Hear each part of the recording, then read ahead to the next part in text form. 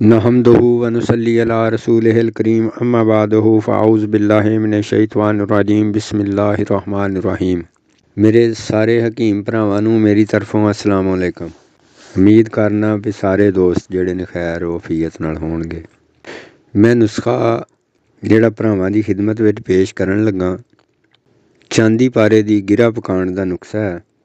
ਜਿਸ ਮੇਰੇ ਭਰਾ ਨੂੰ ਚੰਗਾ ਲੱਗੇ, ਨੁਸਖੇ ਦੀ ਬਨਾਵਟ ਨੂੰ ਸਮਝ ਕੇ ਇਹਦੇ ਵਿੱਚ ਜਿਹੜੇ ਅਜਜ਼ਾ ਨੇ ਉਹਨਾਂ ਨੂੰ ਸਮਝਦਿਆਂ ਹੋਇਆਂ ਜੇ ਚੰਗਾ ਲੱਗੇ ਤੇ ਕਰਨਾ, ਨਾ ਚੰਗਾ ਲੱਗੇ ਤੇ ਸਾਈਡ ਤੇ ਕਰ ਛੱਡਣਾ। ਆਪਣੀ ਕੋਸ਼ਿਸ਼ ਹੈ ਮਖਲੂਕੇ ਖੁਦਾ ਵਾਸਤੇ ਇਲਮ ਦਾ ਫੈਲਾਉਣਾ। ਕਿਸੇ ਮੇਰੇ ਭਰਾ ਨੂੰ ਕੋਈ ਚੀਜ਼ ਚੰਗੀ ਲੱਗਦੀ ਹੈ ਤੇ ਕਿਸੇ ਨੂੰ ਕੋਈ ਚੰਗੀ ਲੱਗਦੀ ਹੈ। ਗੱਲ ਕਰਨ ਉੱਤੇ ਵੀ ਮੁਨਸਰ ਹੁੰਦੀ ਹੈ। ਸਭ ਤੋਂ ਵੱਡੀ ਗੱਲ ਹੈ ਅੱਲਾ ਪਾਕ ਦੀ ਮਦਦ ਜਿਹੜੀ ਉਹ ਸ਼ਾਮਲੇ ਹਾਲ ਹੋਏ ਤੇ ਸਭ ਕੁਛ ਹੁੰਦਾ, ਨਾ ਹੋਏ ਤੇ ਕੁਛ ਨਹੀਂ ਹੁੰਦਾ। ਨੁਸਖੇ ਦੀ ਤਰਫ ਆਉਂਦੇ ਹਾਂ। ਮੈਂ ਲੈਣਾ 6 ਤੋਲੇ ਕਲਮੀ ਸ਼ੋਰਾ, 6 ਤੋਲੇ ਲੈਣਾ ਸੁਰਖਕਾਈ। ਉਹਨਾਂ ਨੂੰ ਜ਼ੋਰਦਾਰ ਹੱਥਾਂ ਨਾਲ ਮੈਂ ਰਗੜਾਈ ਕਰਨਾ।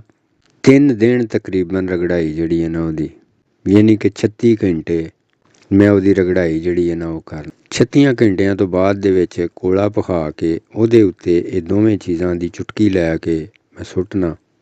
ਅਗਰ ਇਹ ਧੂੰ ਨਾ ਦੇਣ ਔਰ ਤੇਲ ਬਣ ਕੇ ਕੋਲੇ ਦੇ ਅੰਦਰ ਜਜ਼ਬ ਹੋ ਜੇ ਤੇ ਇਹ ਦੋਵੇਂ ਚੀਜ਼ਾਂ ਜਿਹੜੀਆਂ ਨੇ ਉਹ ਤਿਆਰ ਹੋ ਗਈਆਂ। ਹੁਣ ਮੈਂ ਲੈਣਾ 6 ਤੋਲਾ ਸਿੰਮਲ ਫਾਰ। ਇਹਨੂੰ ਵੀ 3 ਦਿਨ ਯਾਨੀ 36 ਘੰਟੇ ਮੈਂ ਖਰਲਾਈ ਕਰਨਾ। ਜਿਸ ਵੇਲੇ 36 ਘੰਟੇ ਪੂਰੇ ਹੋ ਜਾਂਦੇ ਨੇ, ਇਹਨੂੰ ਵੀ ਮੈਂ ਕੋਲੇ ਦੇ ਉੱਤੇ ਸੁੱਟ ਕੇ, ਯਾਨੀ ਮੁੜ ਕੇ ਹੁਣ ਇਹ ਤਿੰਨੇ ਚੀਜ਼ਾਂ ਇਕੱਠੀਆਂ ਹੋ ਗਈਆਂ। ਇਹਨਾਂ ਤਿੰਨਾਂ ਚੀਜ਼ਾਂ ਨੂੰ ਕੋਲੇ ਦੇ ਉੱਤੇ ਸੁੱਟ ਕੇ ਚੈੱਕ ਕਰਨਾ। ਅਗਰ ਜੇ ਇਹ ਕੋਲੇ ਦੇ ਅੰਦਰ ਗਵਾਸ ਕਰ ਜੇ ਤੇ ਇਹ ਤਿਆਰ ਹੋ ਗਿਆ। ਅਗਰ ਕੋਈ ਥੋੜ੍ਹੀ ਖਾਮੀ ਰਹੇ ਤੇ ਉਹਦੀ ਮੈਂ ਰਗੜਾਈ ਹੋਰ ਕਰ ਲੈਣਾ। ਅਗਰ ਜੇ ਸਿੰਮਲ ਫਾਰ ਮਾਮੂਲੀ ਧੂੰਆਂ ਦੇ ਤੇ ਫਿਰ ਵੀ ਇਹ ਮੈਂ ਸਮਝਣਾ ਤਿਆਰ ਹੋ ਗਿਆ। ਇਹਨੂੰ ਮੈਂ ਕਰ ਦੇਣਾ ਸਾਈਡ ਦੇ ਉੱਤੇ। ਹੁਣ ਮੈਂ ਲੈਣਾ ਇੱਕ ਕੜਾਹੀ ਜਿਹੜੀ ਥੋੜ੍ਹੀ ਗਹਿਰੇ ਪੈਂਦੇ ਵਾਲੀ ਹੁੰਦੀ ਏ। ਉਹਦੇ ਵਿੱਚ ਇਹ ਸਾਰੀਆਂ ਚੀਜ਼ਾਂ ਪਾ ਕੇ ਥੱਲੇ ਦਰਮਿਆਨੀ ਅੱਗ ਜਿਹੜੀ ਏ ਉਹ ਮੈਂ ਬਾਲਣਾ। ਇਹ ਤੇਲ ਬਣ ਕੇ ਖੜਾ ਹੋ ਜਾਂਦਾ, ਪਿਘਲ ਕੇ ਤੇਲ ਬਣ ਜਾਂਦਾ। ਹੁਣ ਮੇਰੇ ਕੋਲ ਤਿਆਰਸ਼ੁਦਾ ਯਾਨੀ ਕਿ ਸੁਹਾਗਾ ਬਿਲਕੁਲ ਬਰੀਕ ਮੈਦੇ ਦੀ ਮਾਨਦ ਮੈਂ 6 ਤੋਲੇ ਲੈਣਾ। ਲੈ ਕੇ ਇਹਦੀਆਂ ਮੈਂ ਬਰੀਕ ਬਰੀਕ ਚੁਟਕੀਆਂ ਜਿਹੜੀਆਂ ਨੇ ਉੱਤੇ ਦਿੰਦਾ ਜਾਂਦਾ। ਉਹ ਇਹਦੇ ਅੰਦਰ ਯਾਨੀ ਮੈਂ ਜਜ਼ਬ ਕਰਵਾ ਦਿੰਦਾ। ਨਾਲ ਨਾਲ ਮੈਂ ਸਲਾਖ ਦੇ ਨਾਲ ਹਿਲਾਈ ਵੀ ਜਾਂਦਾ। ਸੁਹਾਗਾ ਸਾਰਾ ਇਹਦੇ ਵਿੱਚ ਮੈਂ ਜਜ਼ਬ ਕਰਵਾ ਦਿੰਦਾ ਤੇ ਦਵਾਵਾਂ ਜਿਹੜੀਆਂ ਨੇ ਉਹ ਜੰਮ ਜਾਂਦੀਆਂ ਨੇ ਔਰ ਇਹ ਅੱਛੇ ਤਰੀਕੇ ਨਾਲ ਹੁਣ ਇੱਥੇ ਕਾਇਮ ਵੀ ਹੋ ਜਾਂਦੀਆਂ ਨੇ। ਇਹ ਮੇਰੀ ਹੋ ਗਈ ਦਾਬ ਤਿਆਰ। ਇਹਨੂੰ ਮੈਂ ਥੱਲੇ ਲਾ ਕੇ ਰੱਖ ਲੈਣਾ। ਇਹਦੇ ਵਿੱਚੋਂ ਕੱਢ ਕੇ ਬਰੀਕ ਮੈਦੇ ਦੀ ਮਾਨਦ ਇਹਨੂੰ ਮੈਂ ਖੁਸ਼ਕ ਕਰ ਲੈਣਾ, ਯਾਨੀ ਕਿ ਬਰੀਕ ਕਰ ਲੈਣਾ। ਬਰੀਕ ਕਰਕੇ ਦਾਬ ਹੋ ਗਈ ਤਿਆਰ। ਇਹਨੂੰ ਸ਼ੀਸ਼ੀ ਦੇ ਅੰਦਰ ਪਾ ਕੇ ਮੈਂ ਮਹਿਫੂਜ਼ ਕਰ ਲੈਣਾ। ਹੁਣ ਮੈਂ ਕਰਨਾ ਚਾਂਦੀ ਦਾ ਕੁਸ਼ਤਾ। ਮੈਂ ਲੈਣਾ 1 ਤੋਲਾ ਚਾਂਦੀ।